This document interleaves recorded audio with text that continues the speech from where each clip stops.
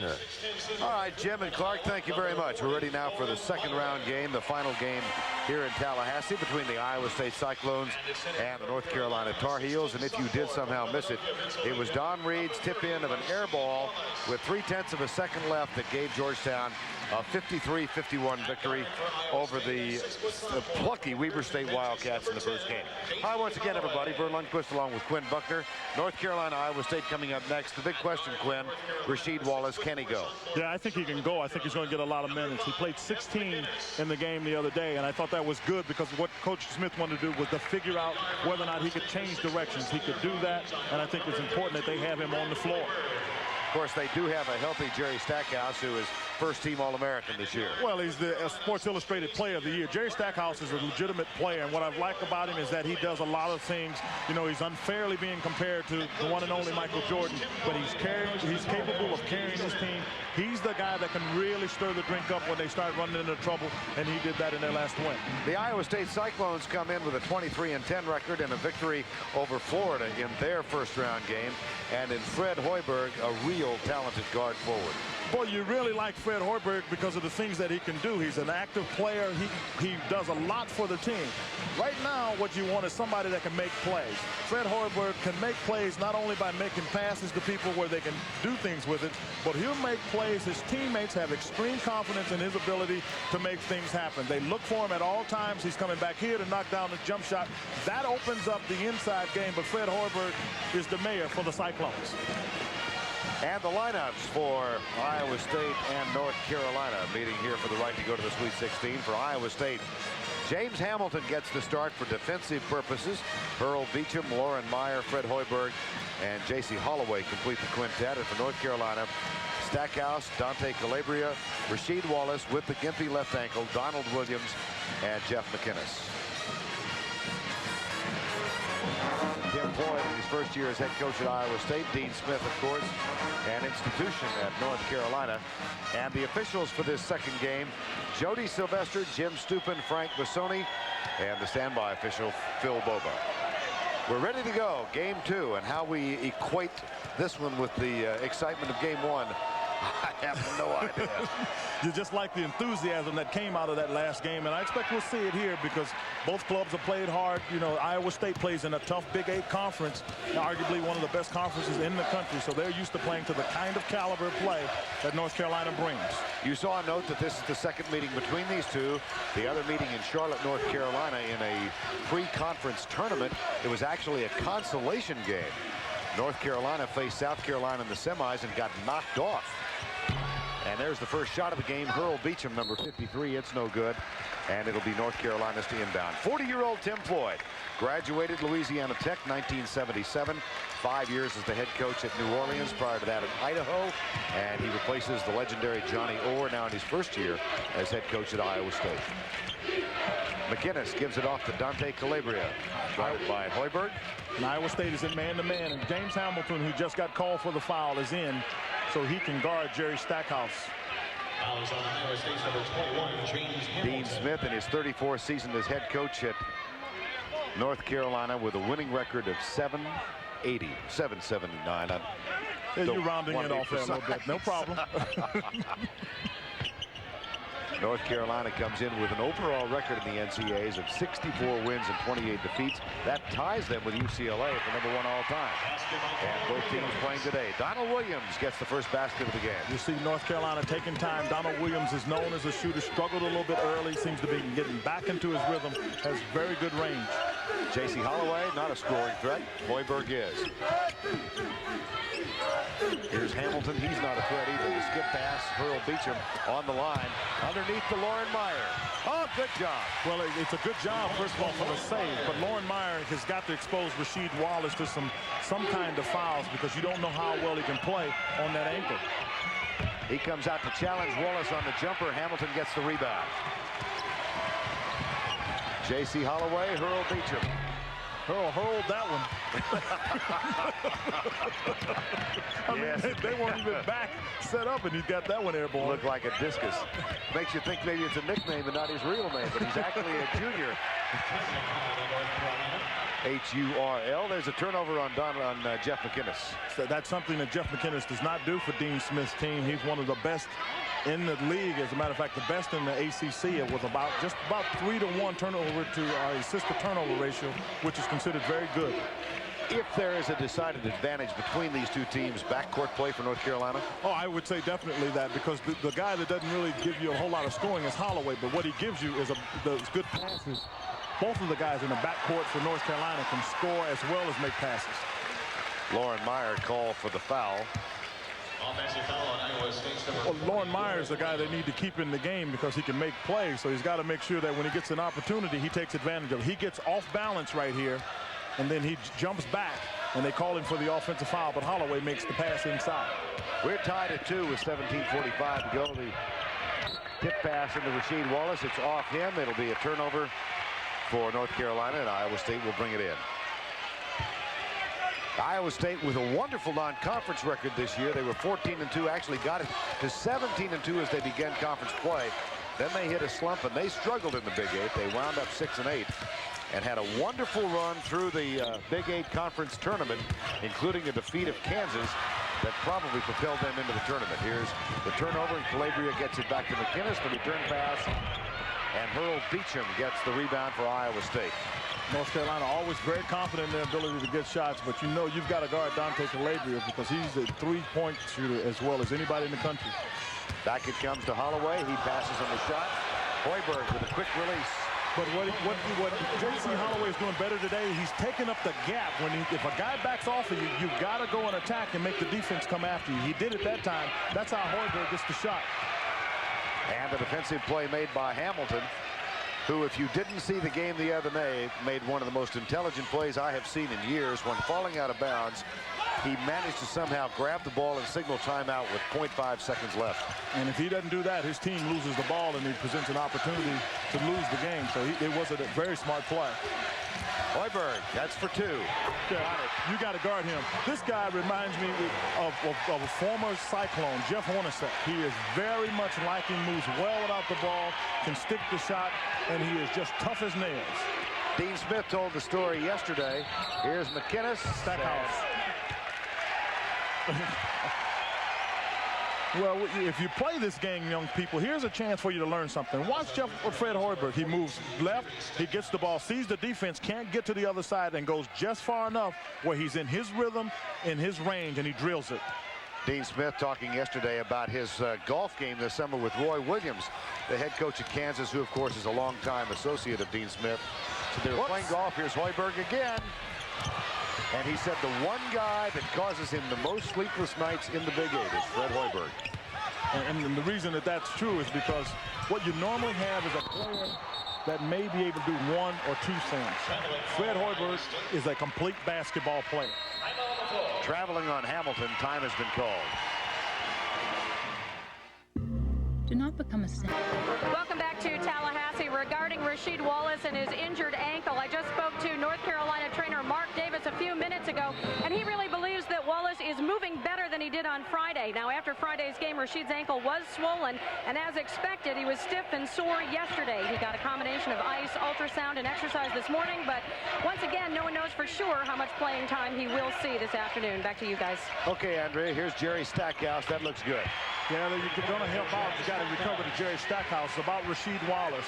If the game gets close, and I'm Dean Smith, I've got to worry about during the course of the game getting him in and out, because once you get tired, that leg, you're less apt to be strong enough to support yourself on a leg that's been recently injured. 7-5 the score now after that last three-pointer by Stackhouse. Back to Hollaway. Skip pass to Hoiberg. He touches it to Beechum, and they'll reset. You see they're recovering faster to both Beechum and Hoiberg, which means Hollaway has got to do a better job of making plays. Loren Meyer for 2. And the 6'10 senior from Ruthven, Iowa, gets the basket. He has played extremely well the last month of the season.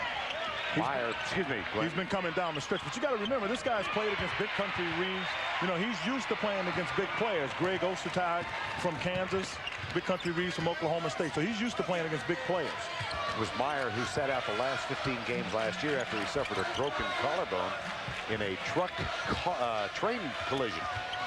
He was very fortunate to come out of that one alive. He and a friend were in a car, and the friend decided, whoa, excuse me, look deep there. And the friend decided not to try to beat a train, and the train hit right behind Loren Meyer. And fortunately, he came out of it with just a break. Hoiberg, who needed 19 points coming into the ball game to go above 2,000 for his career, is off to a quick start. And Jerry Stackhouse is as well. Hey, Jerry Stackhouse is not going to let his team get very far behind. He did this on Friday. He came out when the team got in trouble. He made tough plays, and he's going to keep them in the game. 12-7. Hoiberg, we referred to him as the mayor. He is called the mayor because of his popularity in what is his hometown and also the location of Iowa State. Born and raised there. His dad is a sociology professor. His dad, Eric, at Iowa State University. And Fred, a one-time ball boy. And the tip, no good. Rasheed Wallace saves it. And it'll be Iowa State's to inbound. Now, which one is the mayor? Freddie Hoiberg. All he wanted to talk about yesterday was Augusta National. I think the guy is a golfer. He's got the fever. I know that. Yeah. I keep the fever. Iowa State up 12-7. And one more biographical note on Freddie Hoiberg. His dad, Jerry Bush, his grandfather, rather. Here's Beechum. Nope, too strong. Was a basketball coach at Nebraska back in the 60s. 12-7. Nope. Meyer tips it out of bounds. North Carolina will throw it in. North Carolina seems to me to be in a little bit more of a rush than I saw them the other day. They push it up, but the shots they're taking really fast. North Carolina got here by defeating Murray State in the first round game, and of course Iowa State over Florida. McInnis. But I think that's the matchup there. McInnis gets called for the foul, rightfully so. I think that's a matchup that you may see explored or exploited by North Carolina, because McInnis is like 6'4", 6'3", 6'4" against Jacy Hollaway, and there's too much of a height advantage not to take advantage. Julius Michalik from Prievidza, Slovakia. You got it again. I like that. One more time. That's that figure skating background of mine. Very good. I'm impressed. He was a wonderful presence for Iowa State in the first round game. 17 points off the bench. Normally a starter, but he's not starting because of defensive reasons thus far in the tournament. Here's Michalik. They want him. What he is a perimeter player. He's a 6'9" perimeter player. And a foul called on Iowa State. Jacy Hollaway guilty of the foul. His third team foul. Now Pierce Landry has also come on, the sixth man for North Carolina. One-time walk-on. Number 22. He's over in the top of your screen right now. Got the ball. Ball is tipped by Hoiberg to quick hands. 12-7 Iowa State with an early lead. You see the ball is in Hoiberg's hand, and you see him control the tempo. You know, they play with he and Beechum. They have what essentially is 3 guards, because all of them are accustomed to handle the ball. Holloway, Hoiberg, and Beechum. He can make the shot. Michalik passes, gets it back to Hoiberg. Landry guards him. I like to match up Michalik on Rasheed Wallace, because if Wallace doesn't see, he can put it on the floor, and Rasheed can't recover to that. That's why I like the move. And the basket doubles the lead now, 14-7. Michalik off the mark early. Stackhouse looks inside for Wallace. Shot is short. Hoiberg with the tip. It almost went in. Loose ball, Holloway. And a foul called on North Carolina. No, I think they called a jump ball. I'm sorry. Yeah, I thought a foul was going to be called too, but they called jump ball.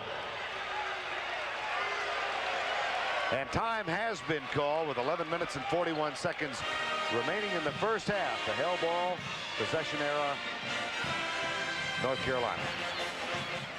Hello, I'm Martin Mull for Red Roof Inns, and here to announce Operation Pushpin. You've made us one of the most popular economy motel chains, so we're expanding. Putting more clean, comfortable inns across the nation. on the Iowa State bench. Let's see if we can figure out why. Well, as you look at it, the question is, as much as anything, they're trying to say that there was a foul, and then because the ball got pulled away so quickly, they didn't. Both the coaching staff from Iowa State was finding it pretty hard to believe you could call jump ball. Serge Zwicker is in, the sophomore, 7'2" sophomore from the Netherlands. 19 points and a career high in the win over Murray State. Had a big game, and they gave them the opportunity to rest Rasheed Wallace to have him at full strength for this game. Stackhouse off the mark. Hamilton rebound. 14-7, and Rasheed Wallace sits down with 11:20 to go in the first half. If Michalik gets hot, this is a tough matchup for Zwicker. For him to go out on the floor and have to play Michalik is just, it's going to be too difficult. Right there. Well, if he shoots bricks, it's not a problem, but he shoots good shots. That ball off Jeff McInnis, and it'll be Iowa State's to inbound. Michalik played a couple of years with a club team in what was then Czechoslovakia, the Brno club, and came over here touring with the Czechoslovakian national team, played in Ames, and said he liked the weather in Ames, Iowa better than he did in Los Angeles. That's why he selected Iowa State over UCLA. Well, I can understand that. He likes changing weather. Well, oh, my goodness. Jerry Stackhouse went up for that one. Hello. 14-7, Iowa State. Hollaway, Hoiberg, quick release off the mark. And here comes North Carolina. McInnis, back to Pierce Landry, Zwicker, and finally in the hands of Donald Williams. Tough baseline jumper, in and out, no good. And Hamilton with another rebound. Yeah, he's been tough, Hamilton, inside on the glass. But when you got Donald Williams shooting off the dribble, not something he really likes to do. Has a little leaner, but to go shoot him left or right is just not the way he likes to do it. James Hamilton rather spent 2 years at Bradley University, then sat out after transferring. His second year now at Iowa State, number 21. Hurl Beechum off the screen. Got it. Very well executed play because he set the pick for Michalik coming over, and in doing so, you help out, and he can get the jump shot just like that. Iowa State up by 10. This is a team that defeated Kansas 2 out of 3 times this year. The Jayhawks, of course, number 1 seed in the Midwest. Oh, that's way off. And Hamilton saves it. From the time it left his hand, that one had no chance. Jacy Hollaway, the sophomore from McPherson, Kansas, 4 times state champions at Mound Ridge High. Led them to, among other things, an undefeated season. This is what Iowa State likes to do. Spread it out a little bit and make you have to play them, come out and chase them. And they start drilling threes. Hamilton went for the rebound. McInnis comes down for North Carolina. 10-point Iowa State lead. Stackhouse. No patience at all on the part of North Carolina. None at all. They're coming back, just taking shots off of one pass. They need to be a little more patient with themselves. Go back and take a look at this Iowa State offense. Well, you see the pick coming right down, and Beechum gets open after he sets the pick on the other side. He shot the first 2 and just didn't have any sense of, I didn't think of where he was on the floor. This one, he got his head up right away and found the basket. Substitutions now. Rasheed Wallace is back in. Dante Calabria is in. And Pat Sullivan's on the floor for the first time.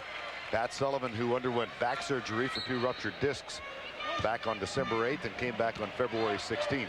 I tell you what the substitution does, though, too. Pat Sullivan coming in gives Tim Floyd a chance to take James Hamilton off the floor. And Hamilton's the one that has to guard Jerry Stackhouse. And Stackhouse off the floor. So this is a good break for Iowa State right now. Michalik, that's Sullivan guarding him. Landry on Hoiberg. Derrick Hayes on the floor for Iowa State.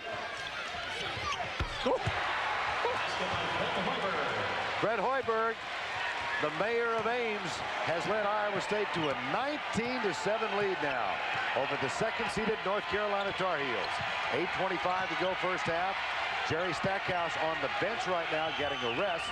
Rasheed Wallace is playing. He sat out for a couple of minutes, and this is Wallace, who was shoved in the back by Michalik.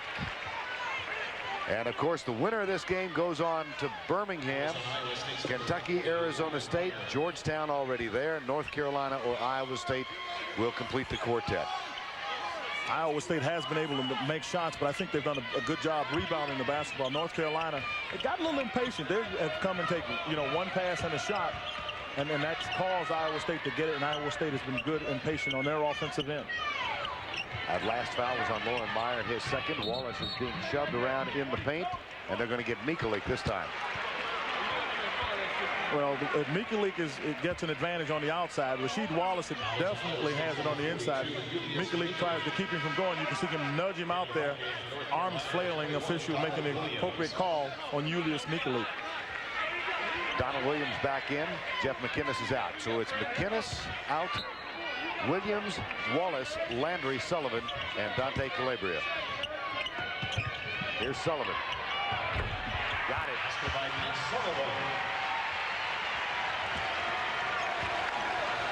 19-9. The lead is 10. We're under the 8-minute mark. Jacy Hollaway, Michalik, Derrick Hayes, number 4. Here's Loren Meyer.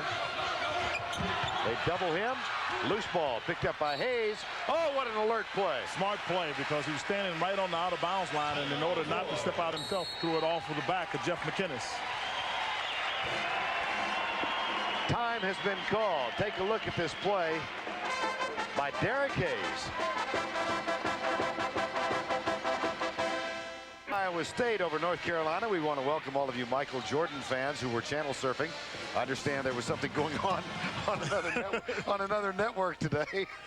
And we've got North Carolina trailing. They could use Michael Jordan right now. Iowa State up 19-9. Well, I can guarantee you if Michael Jordan is somewhere where he can watch North Carolina, he's sitting down to watch his former college.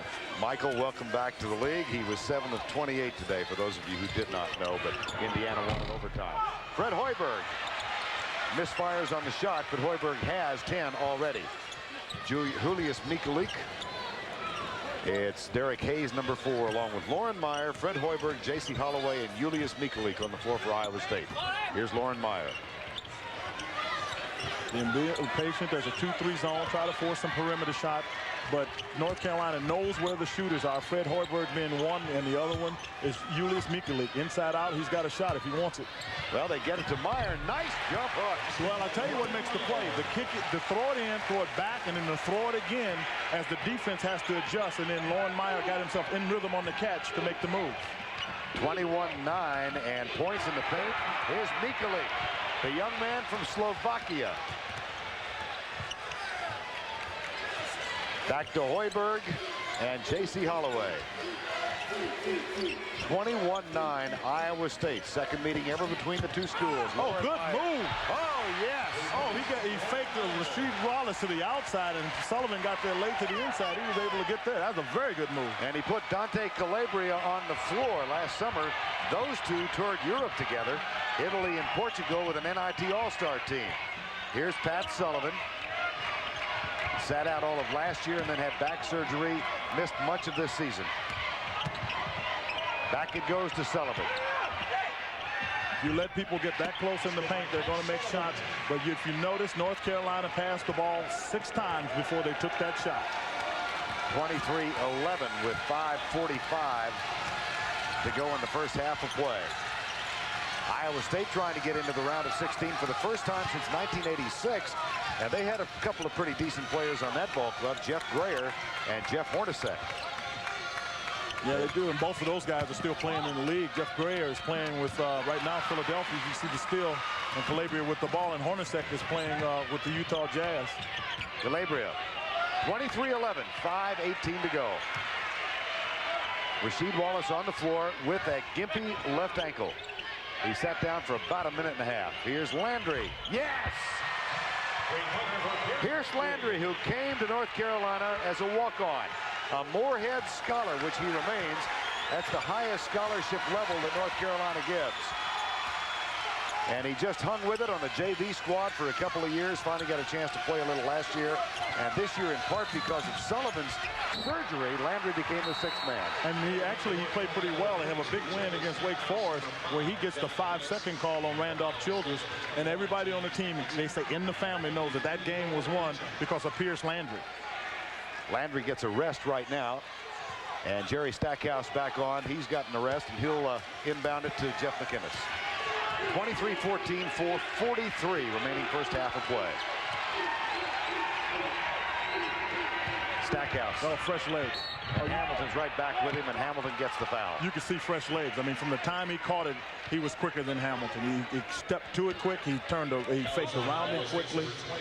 And you talk about the depth of North Carolina and the concerns that may be there. Watching, he's caught the ball. He knows exactly where he's going, and then he just takes him again. And then Hamilton is all recover. And when you're recovering on a player like Jerry Stackhouse, you have very little chance to stop him because he knows what he wants to do, and you're guessing. North Carolina, not an outstanding free throw team, but they certainly were in their win over Murray State.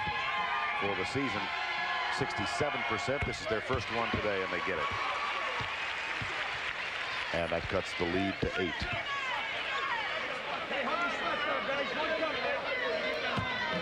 As we mentioned, the Sports Illustrated Player of the Year. He's also a candidate for the John Wooden Player of the Year, along with Rasheed Wallace. And then an anomaly. Rasheed is a candidate for the Naismith Award, and Stackhouse is not, right? Yeah, it is an anomaly for me because he's a first-team All-American. Is Jerry Stackhouse, and they didn't do it. But Stackhouse is also in the RCA Player of the Year award, so he's in all of them. Anybody we missed? No, no, I don't think so. Hamilton's got it. Jacy Hollaway, number 10. Hoiberg moves out. He's got Donald Williams guarding him. Michalik, Rasheed Wallace. Oh, they tried to do the pick and roll, and Hamilton wasn't ready. Here's Hurl Beechum. Oh. There's a difference between being patient and not paying attention, and that was a very unattentive group to what was going on out there. Hurl Beechum has been around long enough to know that you got to keep an eye on the clock if you've passed it more than 5 or 6 times. And you saw Tim Floyd yelling instructions to Fred Hoiberg, Jacy Hollaway as they came by. 23-16, so the lead has been cut now to 7. 3:45 to go before halftime. Stackhouse. Back to Donald Williams, MVP of the championship year, 1993. It's Hamilton again with a real tough rebound, but I thought tougher than the rebound. He's got 6. Was the shot that Donald Williams took. You got to shoot that. Boy, he didn't want to, did he? Yeah, and that's why he missed it. He was not into the rhythm of the shot. You see it, you're wide open, stick it. Time has been called.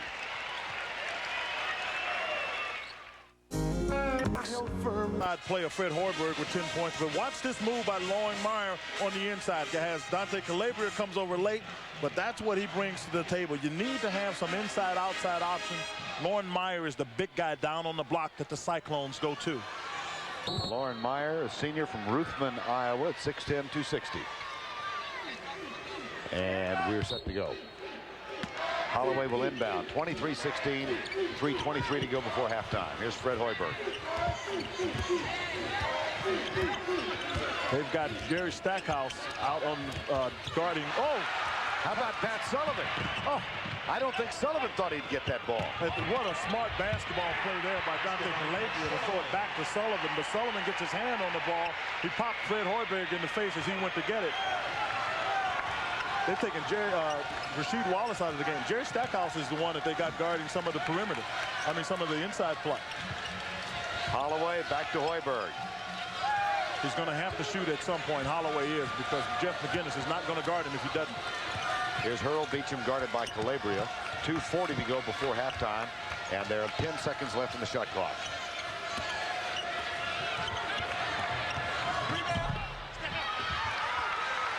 North Carolina with a chance to cut it now to 23-20 or perhaps 21 if they go for the three-pointer. They trail by as many as 14 here in the half. But they have come back, and now they are down by just 3 points. They've done a very good job of being a little bit more patient and moving the defense with the basketball. We talked about how they came down, took quick shots. And on the other side, I don't think Iowa State has been quite as aggressive going to the basket and then kicking it out for Hoiberg. North Carolina has scored the last 11 points. They trail by only 3. There's a miss, and here come the Tar Heels with a chance to tie or trail by 1. That's hoops.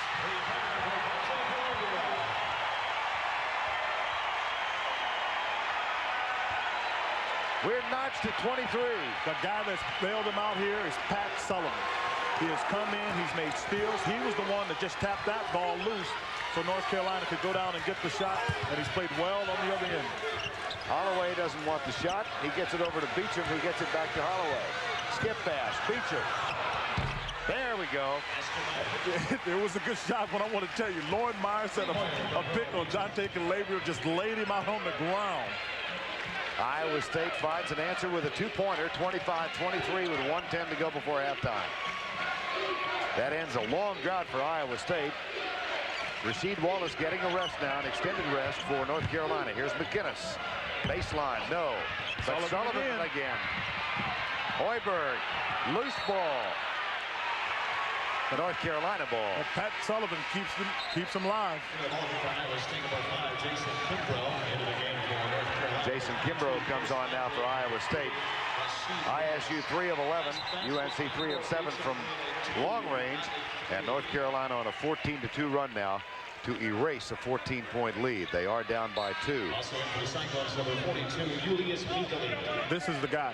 He has come in and just given them a big lift off the bench. They were able to, one, rest Rasheed Wallace, which I thought was good because, as I said, you have to worry about him being tired, able to support his bad leg, but then getting rebounds. Just the little things that don't show up. Got a rebound, got a steal, was fortunate enough. Dante Calabria threw it back to him, was able to put it in the basket. That's why they wanted him on the floor, because they ended up putting Jerry Stackhouse as a power forward, and Jerry Stackhouse is a small forward. Underneath the Wallace, Hamilton is there to bat it out of bounds. Yeah, because of Sullivan's back surgery, Stackhouse has been playing in an unnatural position most of the year. Yeah, but Jerry Stackhouse, as you well know, is one of those guys. He's so good. You got to have him on the floor. But you're right, and I think it's really helped North Carolina just to have Sullivan back on the floor so they can give the front court players more of a break. Remember Pat Sullivan in the championship game in 1993 against Michigan? Free throw that put him up 73-71. Clutch play. Here's Rasheed Wallace. Having worked with the North Carolina people on the Olympic team, I know that what they don't care about is who gets the credit. They just are interested in getting W's. Tied at 25, final 20 seconds to go. Well, I don't know how we top what we saw here earlier this afternoon, but we are notched heading into halftime. If you missed that game, Don Reed put in a missed air ball with 3/10 of a second left to give Georgetown a victory over Weber State in a play so reminiscent as Rasheed Wallace. And he'll make it.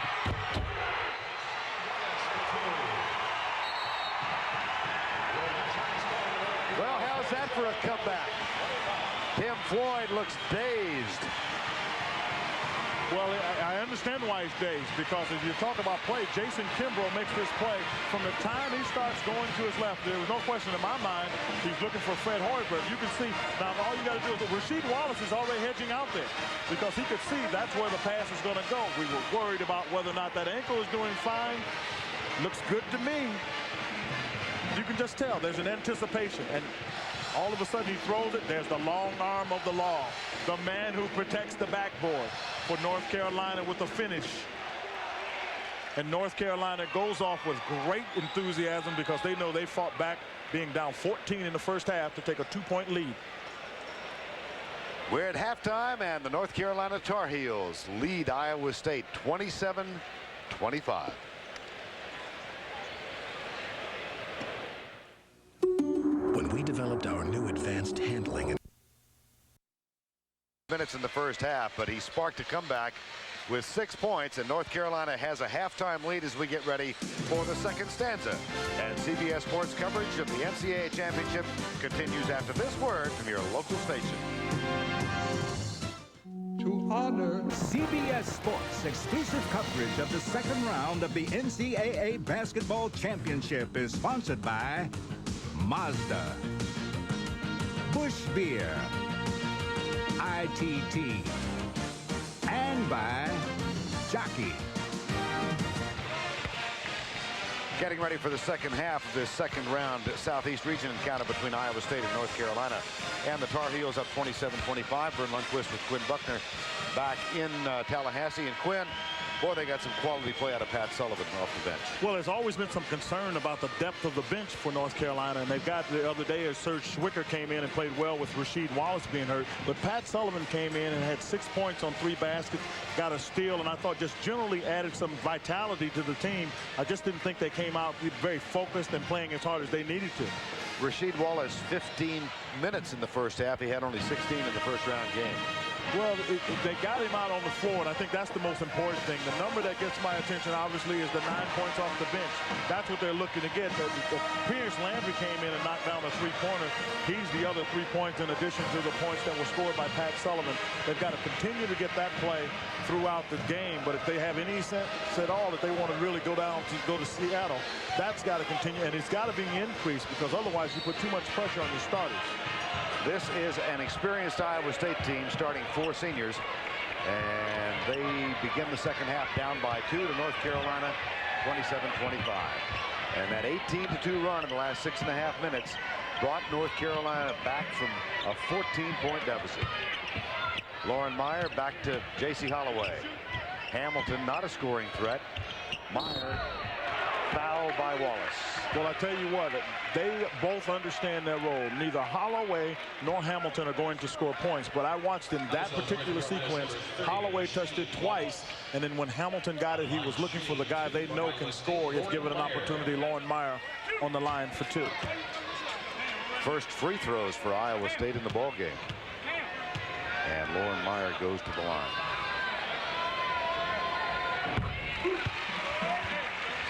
By the way, he is wearing number 40, and it's a wonderful story involving the Iowa and Iowa State programs.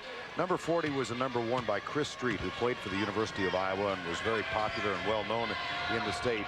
He was killed in a tragic car accident in January of '93, and after the Iowa State players visited his body, they decided as a group that in perpetuity, an Iowa high school youngster who played for Iowa State would always wear number 40 in tribute to Chris Street. This is the 3rd year that that number has been worn in his honor.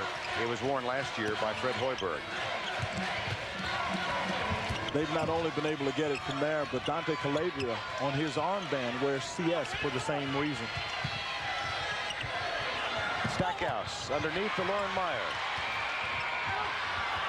Morgan Wheat, just to complete the story, is the man who first wore the number in 1993. 27-27. North Carolina came out a little bit like they did at the start, and I don't think Iowa State hadn't been able to get shots, but if they're patient, Iowa State can get shots. Dante Calabria has a background, just to add to that. His parents have a background with the University of Iowa. 27 all, 18-35. McInnis, yes. Well, that's what he felt he can do all along. Again, we talked about it because of the height advantage. Tar Heels, excuse me, Quinn. No, just a good experienced team like Iowa State. You know, you would expect after losing, going down on a 18-2 run, they would panic. But you can see, first of all, people have to understand, Hoiberg, Loren Meyer, and Michalik all of them came back averaging 20 points. I'm not sure that's ever been done in college basketball. That's a tremendous feat for a team to be able to come back to have 3 20-plus scores. Rasheed Wallace gets that one. And it should be noted in their last 4 victories, including at Nebraska. Look at the quick release from Hoiberg. Oh, boy. In winning at Nebraska to end the regular season, and then in their 2 victories in the Big East and their Big 8, I beg your pardon, and their victory here, they've come from behind each time. Yeah, they don't have any real problem coming from behind. I'm sure they don't want to be there, but I think that shows the maturity of the Cyclones, is that they can make play. Front on that side by Loren Meyer. Try to get it to go down by Rasheed Wallace. That didn't make it. And then you can see that this is all of the fighting that Rasheed Wallace has to do. That's the previous time. So the first 2 times they've been able to get the ball inside. Jacy Hollaway, number 10, the sophomore. Too late. Hoiberg, there we go again, off the mark this time. And Stackhouse has the rebound for North Carolina. Rasheed Wallace stepped out on that one. Here comes McInnis, kicks it back to Stackhouse for 3. Hoiberg on the line. It'll be North Carolina's ball.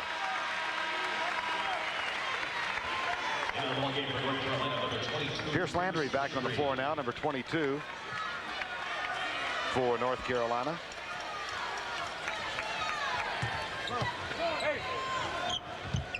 And the Tar Heels inbound, tied at 31, 17:08 remaining. Off the mark, Hurl Beechum can't control it. And they say Beechum touched it last. I tell you what the official did, and the officials have to sometimes make this as a tough judgment. What they want to make sure is, first of all, the ball gets knocked around here. Beechum hits it. It goes up. And then what they wanted to make sure that happened is that if it got hit by Pierce Landry, that North Carolina got it, because Beechum actually fouled there, and they let him go. Because they just, that's how you, I think in the tournament it is so difficult because of the way guys play with emotion, and it's hard. You can't afford to take away aggressive play by making calls that really don't affect the game.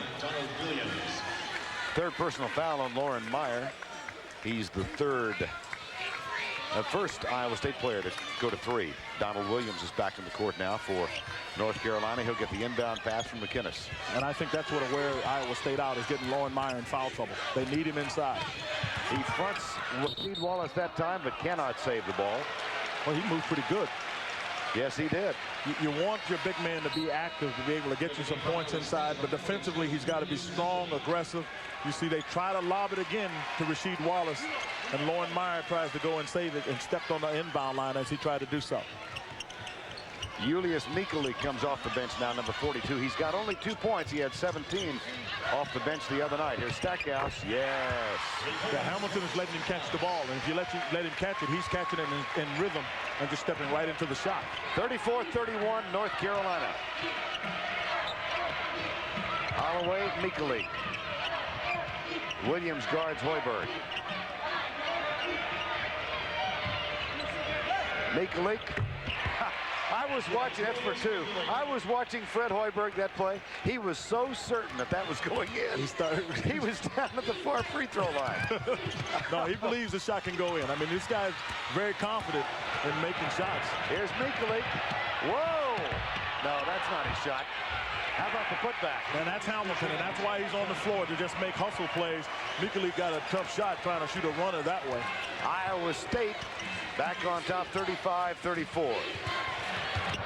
Calabria for 3. I mean, that one comes off looking really good. And if I'm North Carolina, you got Calabria now. I try to get Calabria to come around to throw the ball into Rasheed Wallace, because you can't come off Calabria. Just under 15.5 minutes remaining, or just over, 37-35. Hoiberg again, off the mark and into the hands of Rasheed Wallace. Do you see him favoring that ankle? No, I don't. I really don't. I think he's in good shape in terms of his ankle. But if you think about Iowa State, what they're starting to do a little bit is we've seen a lot of perimeter shots go up. And that's going to cost them, because if they keep taking perimeter shots, what they've got to remember, they're going to be long rebounds, and they got to make sure they get them. If they don't, they'll be fast breaks for North Carolina. Hoiberg guarded by Williams again. Here's Michalik with Wallace out to... Wallace is out there this time. Yes. Little pick and roll with Hamilton, who wasn't ready to get the return pass. Shot clock is going down. There's Hurl, Beechum. Wallace with a rebound. 37-35, North Carolina, 14:40 remaining. The winner goes to Birmingham. North Carolina trying to get back into the round of 16. Here's Donald Williams for 2. And you see it's just starting to wear on the Cyclones a little bit. The only thing that if I'm Dean Smith that I'm a little worried about is I'm watching Rasheed Wallace. He's breathing a little bit through his mouth, so I got to worry about him getting tired. Largest lead of the game now for the Tar Heels, 39-35.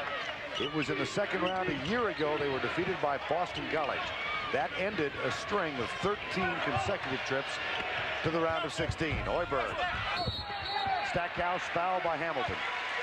I'll tell you what that's about. See him talking right there? He was wide open with the Stackhouse on his back. You got to throw him the ball.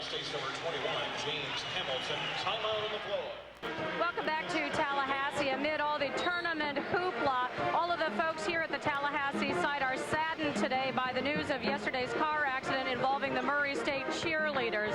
After losing to North Carolina here on Friday, they were on their way home from the Nashville airport when the car accident occurred. 14 of the kids were injured. 2 of them are still in critical condition. And once again, all of the people here, working here, including those of us at CBS, want the Murray State community to know that our thoughts and our prayers are with them. Verne? Thank you, Andrea. 13:55 remaining in the ball game. North Carolina victorious over Murray State and leading in this ball game. And Jerry Stackhouse is fouled underneath by Fred Hoiberg. That's the first foul on Hoiberg.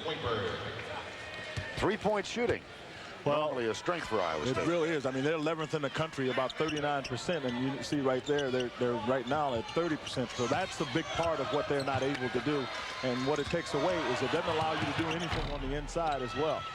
Donald Williams, the loose ball into the hands of Jacy Hollaway, the sophomore guard from McPherson, Kansas. So when you get opportunities like that, I think the way North Carolina's playing half-court defense, you've got to take advantage of them because you're not getting any easy baskets anywhere else. Loren Meyer. Oh, he didn't get the roll. 39-35, and he thought he was going to get it, or else he just gave up on the shot and headed back down court. He knew he didn't have a chance to get a rebound, but part of it, I think that he's a little disappointed is nobody moved. Over and back. Over and back violation on North Carolina. That's the 11th turnover for North Carolina. Watch this roll on the shot. Well, you saw him pump fake with the ball 2 or 3 times, and he never saw anybody move. So he was a little disappointed in that, and he just kind of shot it as an afterthought.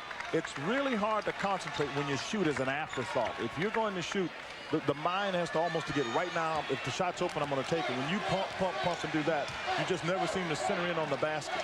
Dante Calabria back on the floor now for North Carolina. So is Pierce Landry. Donald Williams sits down.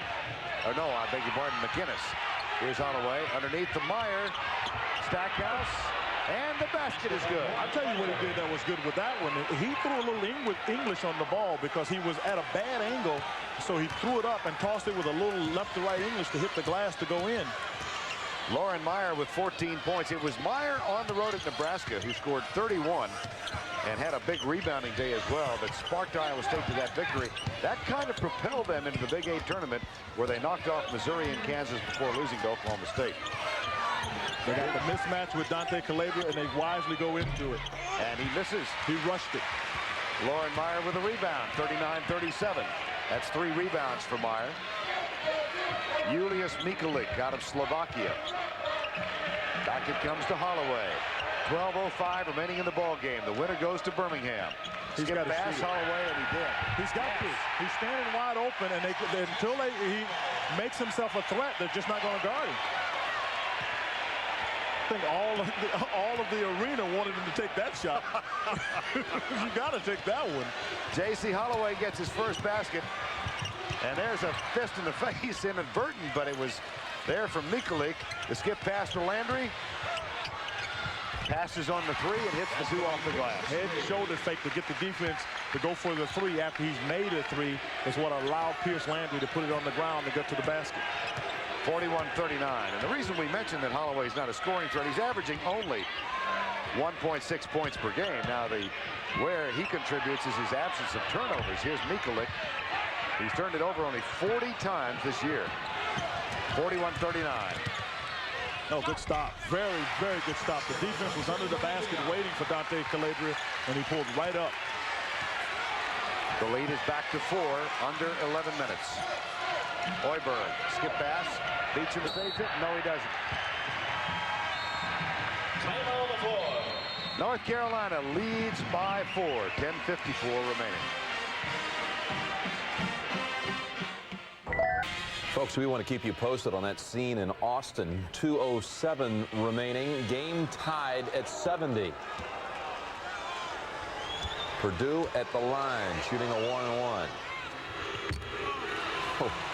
This is where they've been doing their damage, Jim. I think now 16 of 21 from the free throw line. Memphis only 3 of 5 free throw shooting. And you know in basketball, the 2 games within the game you want to win, the rebounding game and the free throw game.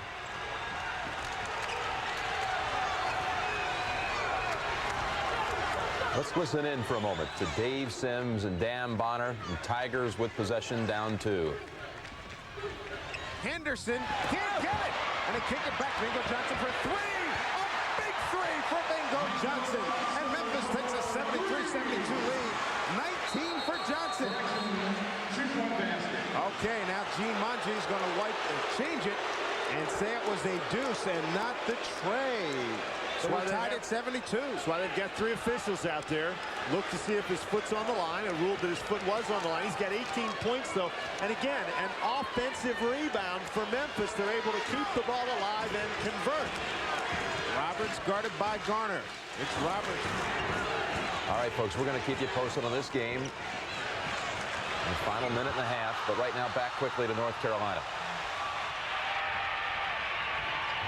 Rasheed Wallace reject that last shot. Donald Williams, who has the ball now, had just scored to put North Carolina up by 6, and now he has put them up by 8. So they're definitely in the flow, and what Dean Smith has been able to get is not only a good play from Donald Williams, but I'm telling you, Pat Sullivan has been huge for them, keeping the ball alive, making just little touch passes, all the things you want to do that don't show up on the stat sheet. Since a tie at 39, here's Michalik misfiring at a shot that he hit 2 or 3 times yesterday. Yeah, and it's making all the difference in the world because they don't have anywhere else to go for offense. I tell you what North Carolina's done very well. They put Donald Williams on Hoiberg, and Hoiberg has not been able to get a clean look at the basket. Hoiberg has been stuck on 10 points. Well, he actually has 2 in this half. Here's Donald Williams off the mark, gets the long rebound. Back it goes to Calabria for 3. Better get there.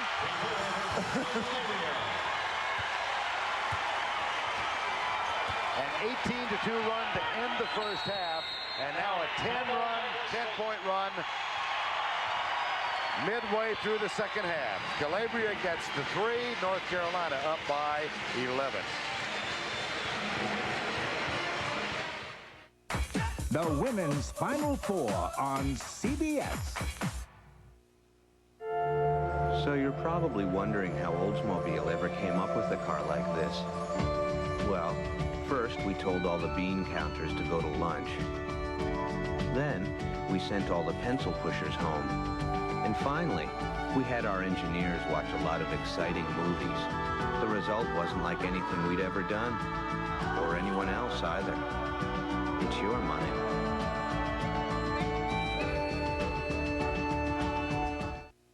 You're the principal topic of my conversation. The apple of my eye. You're the principal source of my inspiration. The principal star in my sky. For the principal people in your life, the Principal Financial Group.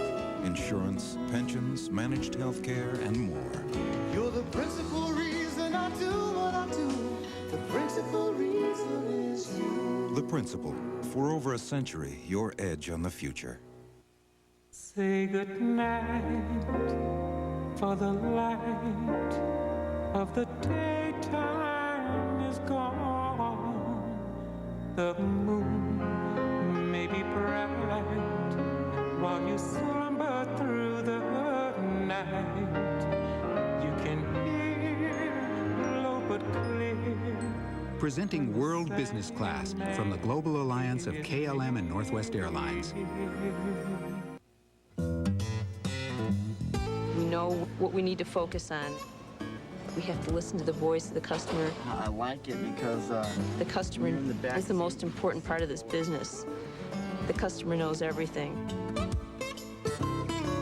And I think what we're learning is that our customers want to have it simple because things are so complicated these days. I think people want to get into an environment where they're comfortable, be kind of an oasis. 1 second remaining on a putback basket.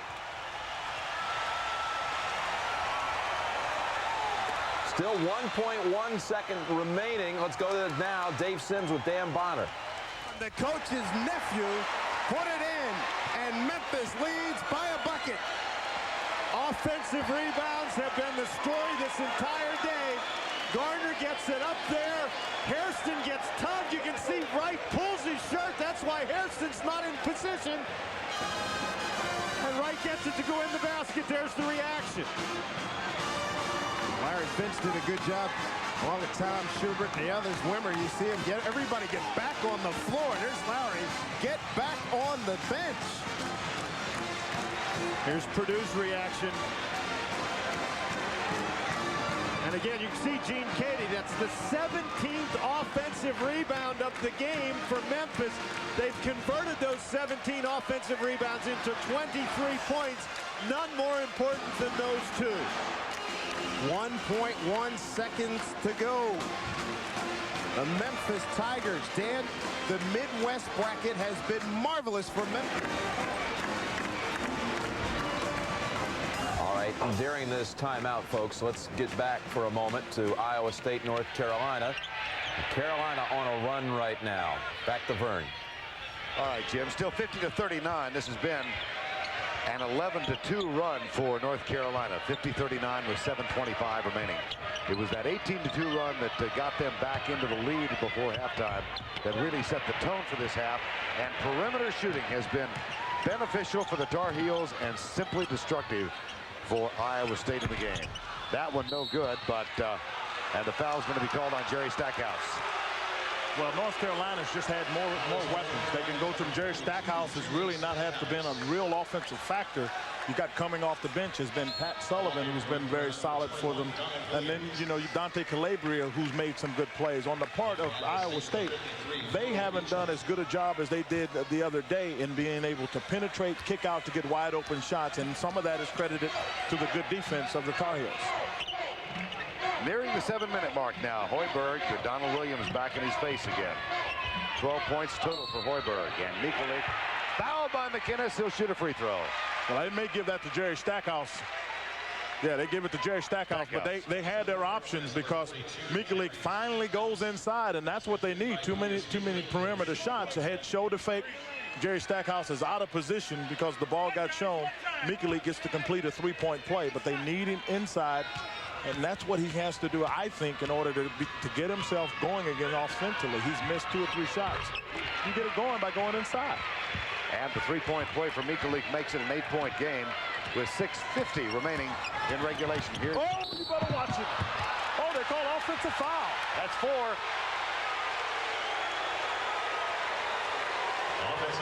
And that's 3 in the last 90 seconds. Well, he's got to use good judgment, but I could tell he was taking off. And obviously, if I'm rearing up for it, then the defense can do the same thing. He's going down, and you see Loren Meyer, I think, has played a very good game.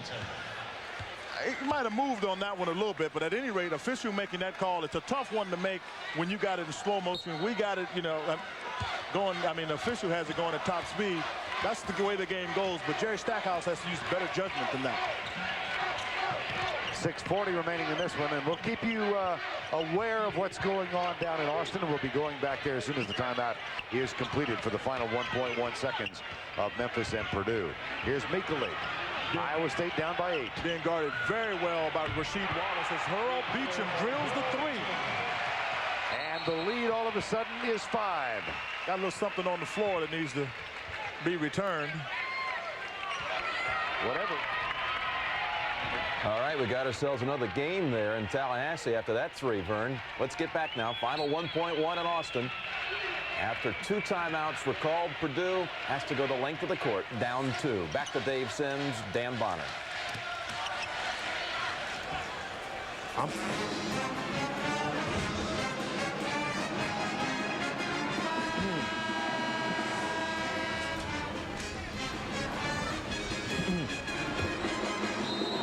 Welcome back to Austin, everyone. Dave Sims and Dan Bonner. And they've called yet another timeout.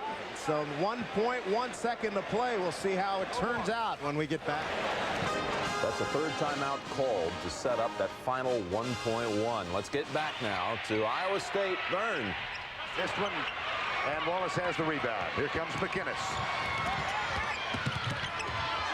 Jason Kimbrough is on, and the basket is good. Well, what a tough shot. Kimbrough tried to get over, and then James Hamilton came over and tried to get to him. Was late. Back to a 7-point edge. Here's Kimbrough, a sophomore out of Detroit. He started the first-round game.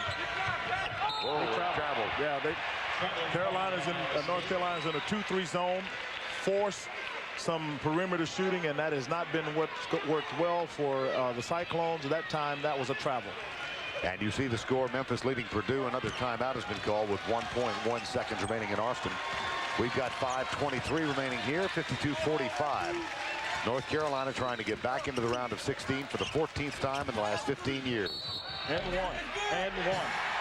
The entire time you could read Jerry McInnis. That's what McInnis wanted to do all the time. He was dribbling around there. And I said that McInnis is a guy that I thought could be a factor because both of the guards are too small to guard him. And you see right here, he makes the spin, and it's all recovery for Jason Kimbrough.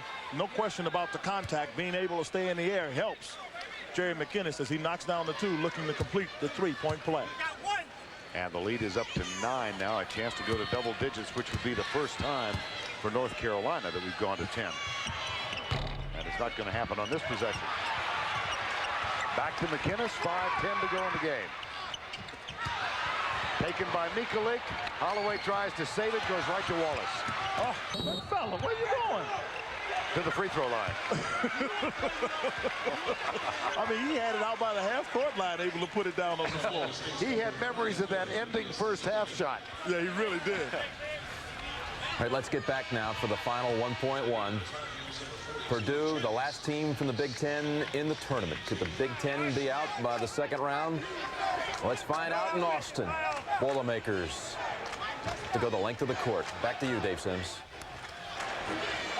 Here we go. Trip to the Sweet 16 on the line right now. 1.1 second to go. Foster. Long throw.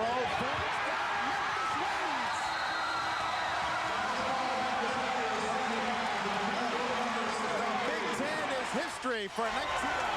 So, folks, the Big Ten is out of the 1995 tournament. All 6 out by the second round. Let's go back to Verne Lundquist. To Memphis as they win it.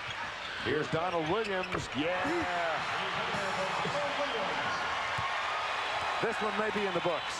Well, North Carolina is hitting on all cylinders when they start making shots that far out.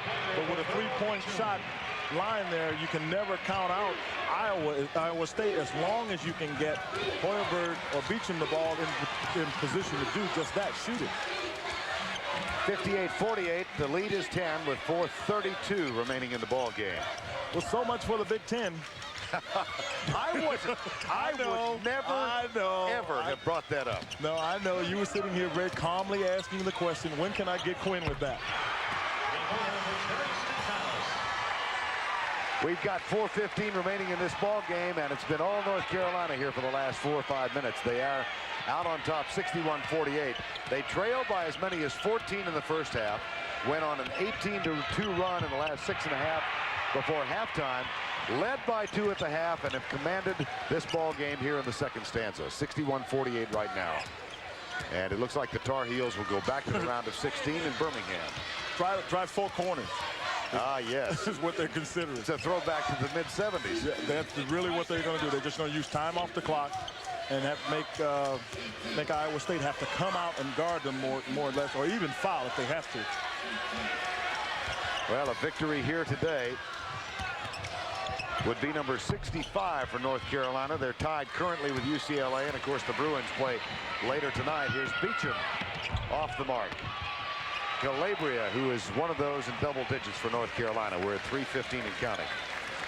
And he was one of those big for them in double digits, because when they needed to get some baskets, they can throw it to him and he can go with range.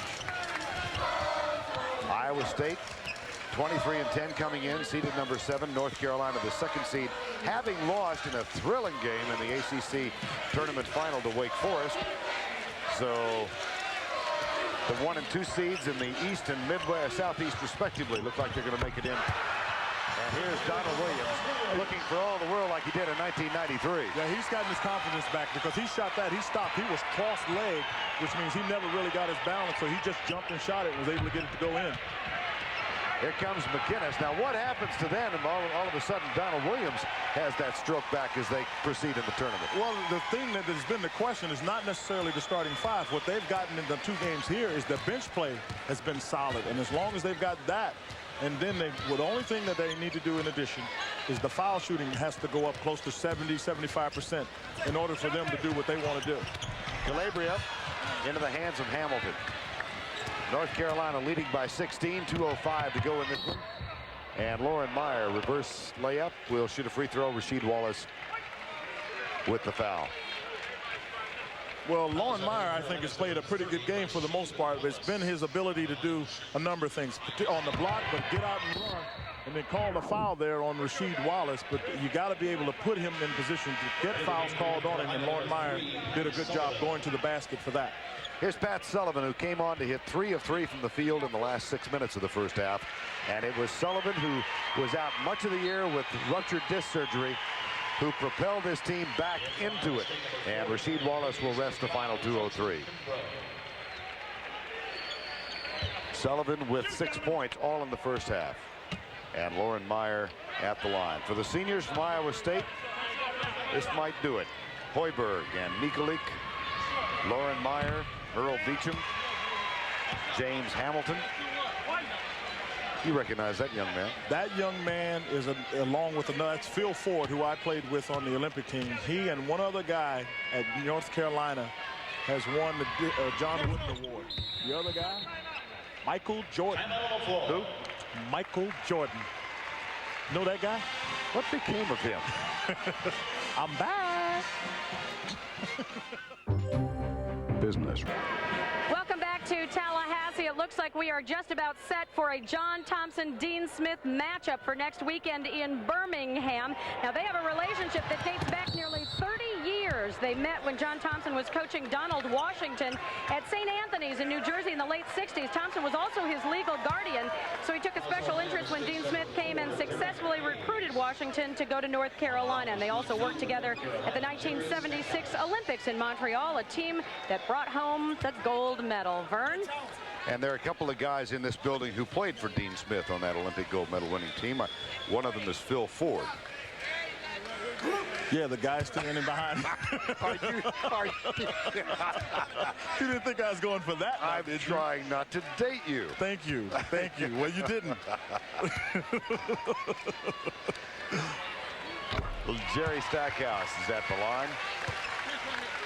Well, Georgetown leads 3-2 the last meeting in 1990, and Georgetown won that one 93-81. I'll play a little game with you. Let's say you're going to be the new head coach of a hypothetical college team. Oh, yeah? Yeah? Yeah, I know your experience in coaching. I'm just dying to do that. Your experience in coaching was so much fun. I'm just dying to go do that again. Okay, you're going to be the front office guy. Or you're going to be... All right, there we go. Yeah, let's do that. And you got your choice. Stackhouse and Rasheed Wallace. James Worthy, Michael Jordan. Who do you start with? Starting with Michael Jordan. I don't care who else I take.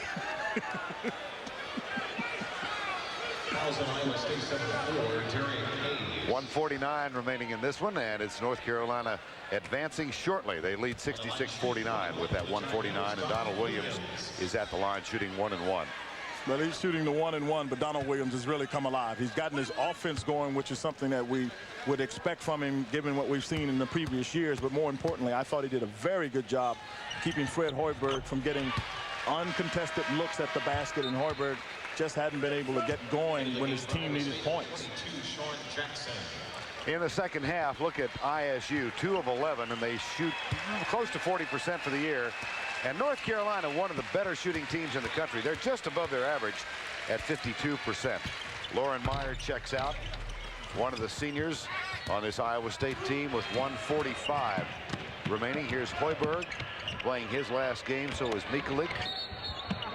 Well, that's one of the things that you can talk about with North Carolina. First of all, they shoot more foul shots, and they make more foul shots than the opposition shoots. The other thing that it says, one or two things. It says they're aggressive with the basketball, but the other thing it says is that they don't foul a lot, which you need to be able to avoid. But when you shoot 51%, Dean Smith's club doesn't need to do a lot of other things. There are not many teams in the country. They're second in the country, third in the country, I believe, in terms of field goal percentage. That's a great percentage.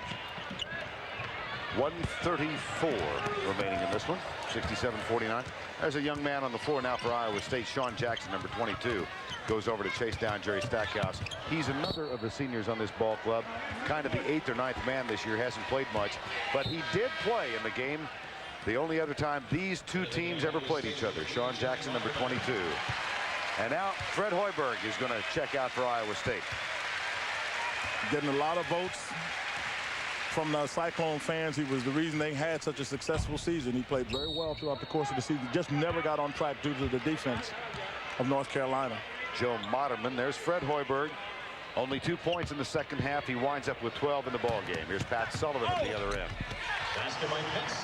And Moderman will take this out. 69-49. The lead is 20. And it was Sullivan whose work off the bench in the first half, the last 6 minutes, really propelled North Carolina and got them back in the ball game. Here's McInnis. Final minute of the ball game, and North Carolina will head into the round of 16 after a one-year hiatus, which by North Carolina standards is an eon. Yeah, it is, but I tell you what, they got 4 AC teams that tied for the conference championship regular season are all in the tournament, and they're all going to be someone to deal with. I mean, you can go down the line and take your choice as to who's going to come out of that. But I've got to say, North Carolina has figured out a way, I think, to deal with some of their depth problem because Pat Sullivan makes them very versatile. Dante, Calabria, Stackhouse, they'll spread it around, and McInnis will take the shot. Final 23 seconds of this one. Here comes Julius Michalik. Takes it all the way and puts it in. I'm laughing at that. Jeff McInnis, he takes a three-point shot, and they knock him down, and he's looking like he wants a foul. He should have been fouled for taking a three-point shot. Timeout, North Carolina. And timeout has been called, so Dean Smith can get...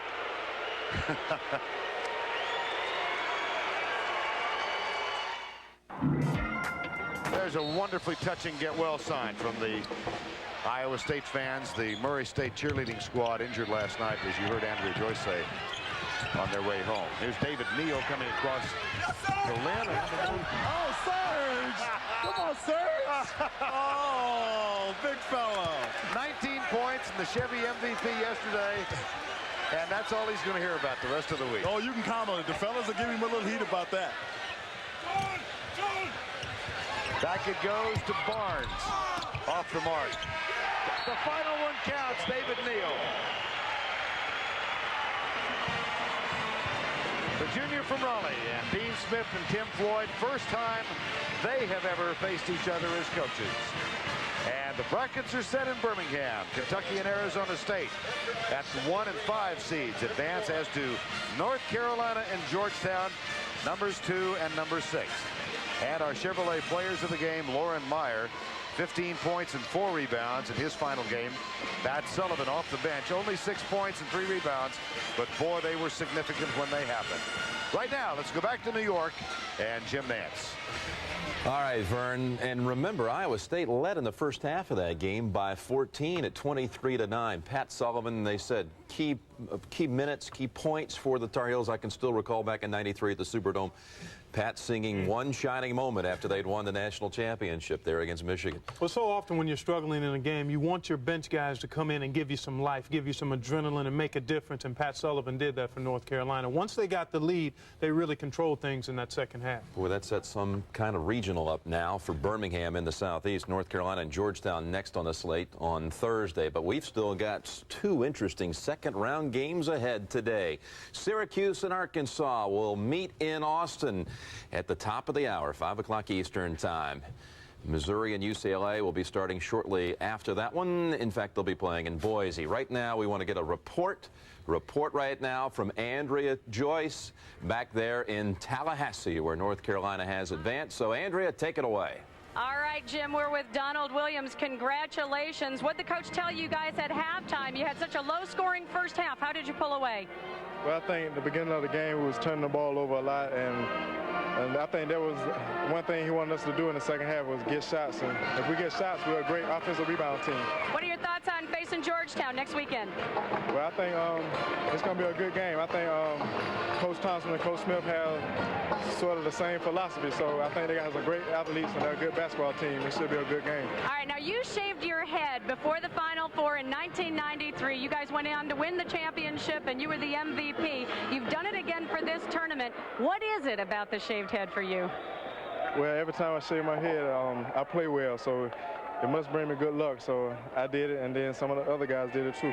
Kind of the opposite of the old Samson and Delilah Bible story where she cut his hair and he lost the power. You haven't. Nah, it gave me power. All right, congratulations. Good luck next week. Now back to New York and Jim Nantz. Well, he was the most outstanding player when Carolina won the national championship at the Final Four in 1993. So North Carolina now set to play Georgia.